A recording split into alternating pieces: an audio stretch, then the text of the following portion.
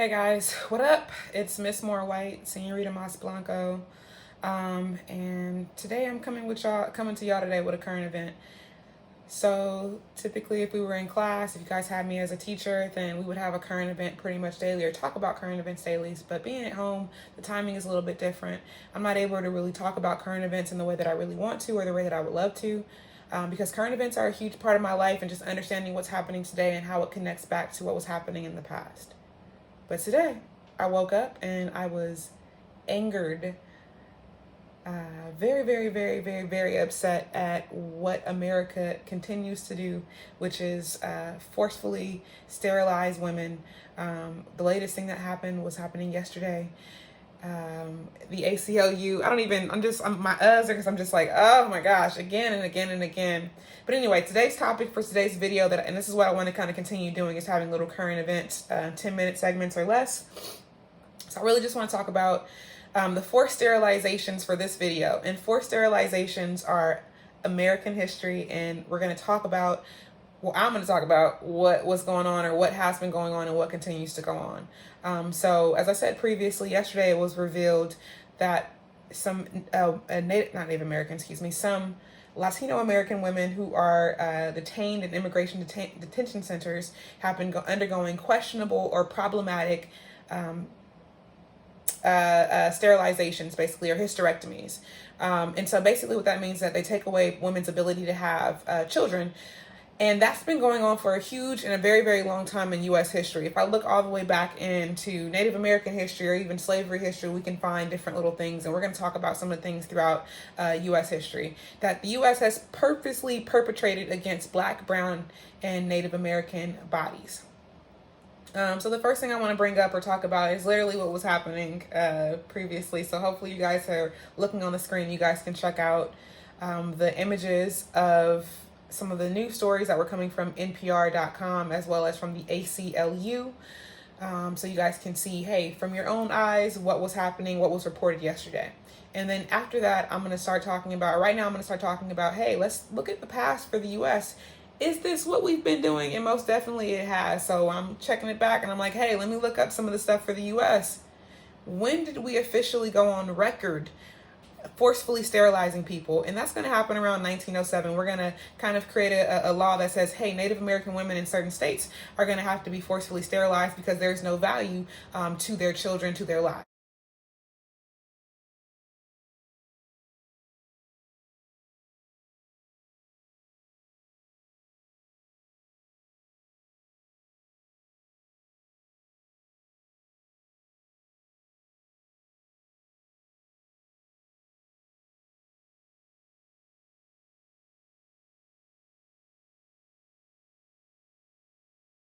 After that, you're going to have a huge mass sterilization of a lot of African American women in the southern parts of the United States.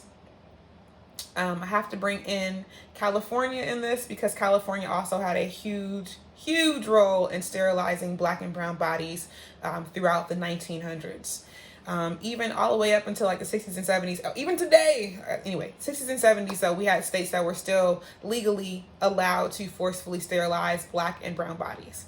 And speaking about informed consent and just being able to know what's happening inside of your body, what's happening inside of your system, I want to bring up a very, very important but little known historical tidbit or historical fact. Let's talk about Henrietta Lacks. So Henrietta Lacks, so she's not going to be forcefully sterilized. We're going to talk about how the system, that the same system that has forcefully sterilized so many women throughout U.S. history, also perpetrated a grave injustice and a great injustice against her family and against her cells. So Henrietta Lacks was an African American woman who was diagnosed with cervical cancer. So when she was diagnosed with cervical cancer, she went and she had surgery, and they scraped off some cervical cells. So to give you guys a little cutaway or a little piece of history about what was happening in scientific or in medical research, for whatever reason, whenever doctors or scientists will be inside of labs and try to create cultures that are able to grow different bacteria or different diseases or different things, they would always die. Always. Like they would never stay alive long enough to actually complete an experiment. But for some reason, with these Henrietta Lacks cells, it was going to later be shortened to HeLa cells. So with these HeLa cells, they were able to literally grow so many other things on this black woman's cells. So having her cells in laboratories, in one laboratory, they ended up spreading them across the world and making billions and billions and billions of dollars off of revenue from those HeLa cells. And let's talk about her family. So number one, her family didn't even know that they had taken those cells and that they were using those cells for profit and for medical gain. Number two, Henrietta Lacks died, and after she died, her family still had no clue. And it wasn't until a very, very long time after she died that they called and was like, hey, we've been using your mama in a laboratory.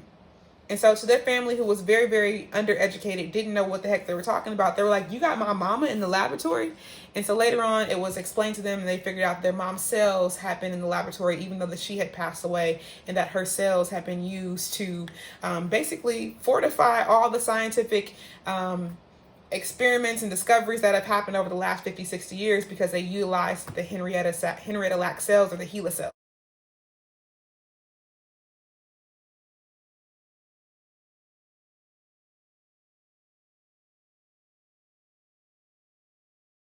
So that kind of goes back into that informed consent.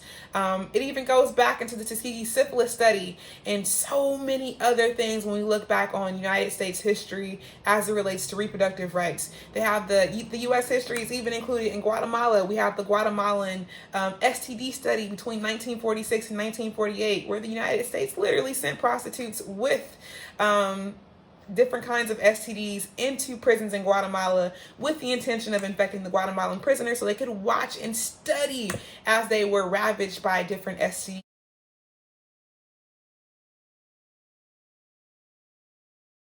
The Tuskegee syphilis study, that is a huge one in my life as well. I know a lot about that from going to the university. They literally watched hundreds of men die from syphilis, spread syphilis, be ravaged through syphilis, and even their families and their kids doing that.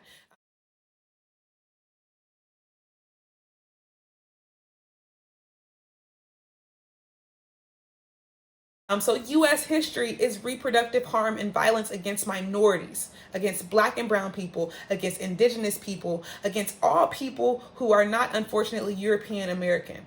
We don't see as many cases of that happening with European Americans, but we do see it happening tremendously and in large numbers with black and brown bodies throughout the United States.